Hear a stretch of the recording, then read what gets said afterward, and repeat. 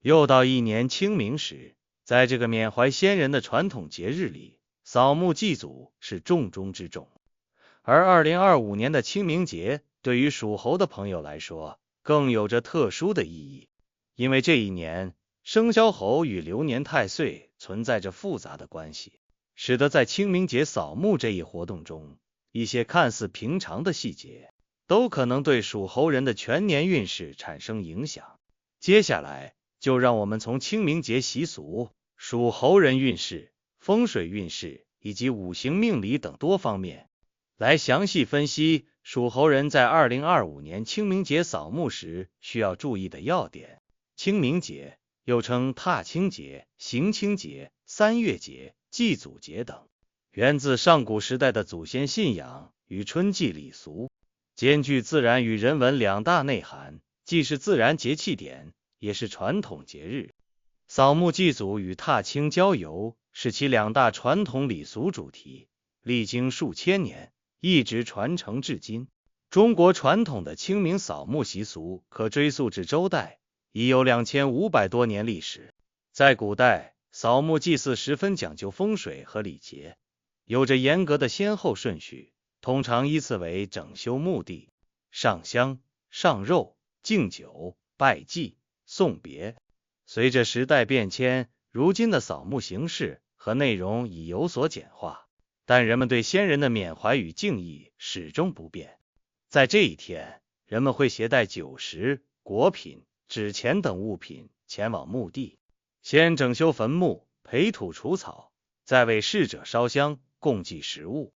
最后焚化纸钱，鸣放鞭炮，晚辈行跪拜大礼。而对于选择遗体火化的家庭，前往骨灰放置处拜祭先人，也算是完成了扫墓的仪式。清明节的传统习俗不仅仅是对先人的追思，更是一种家族文化的传承，它承载着家族的记忆，将先辈们的精神和价值观传递给下一代。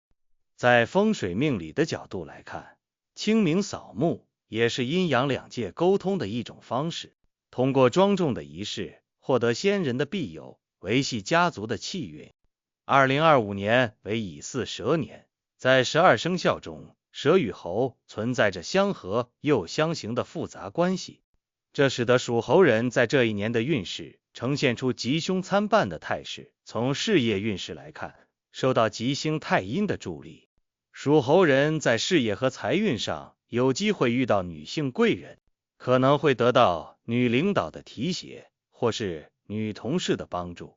特别是身处女性相关行业，如化妆品、女装行业的属猴朋友，有望迎来不错的发展机遇，生意利润可观。同时，岁合吉星也意味着贵人增多，职场上会涌现新的合作机会。然而，由于刑克关系的存在，属猴人在事业推进过程中也会遭遇诸多阻碍，人际关系容易变差，可能会面临一些口舌是非。财富运势方面，表面上看，随着工作能力的提升，属猴人的正财运势会有所好转，但受到整体运势波动的影响，投资需要格外谨慎。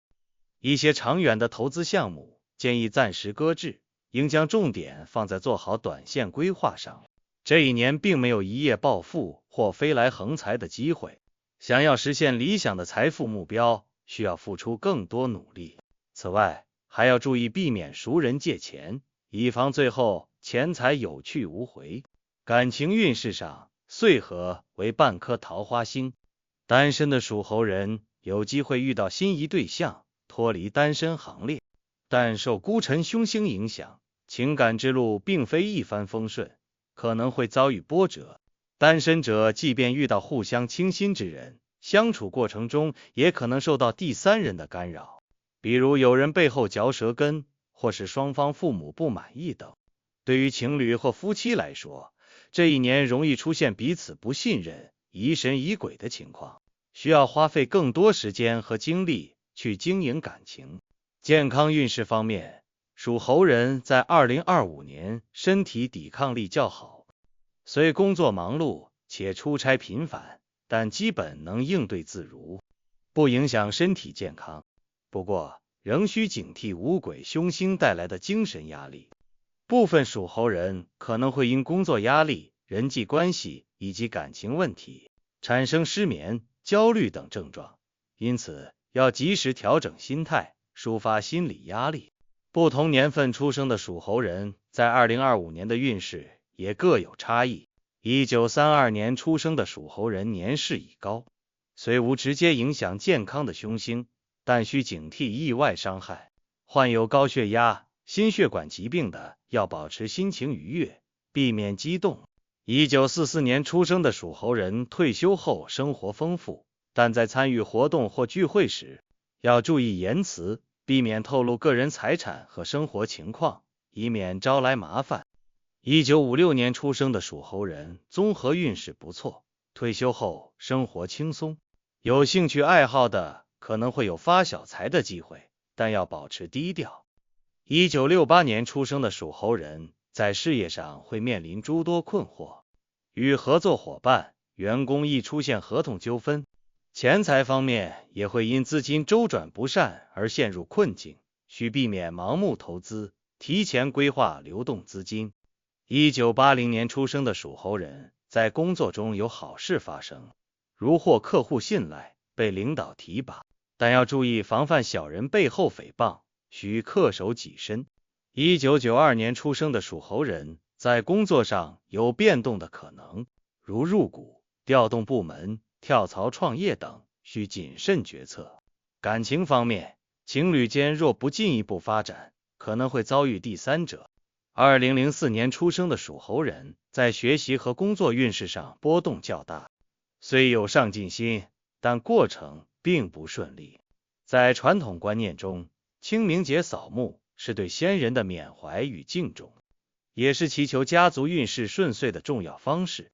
对于2025年运势吉凶参半的属猴人来说，扫墓的意义更为特殊。从风水运势角度来看，坟墓是家族气运的象征，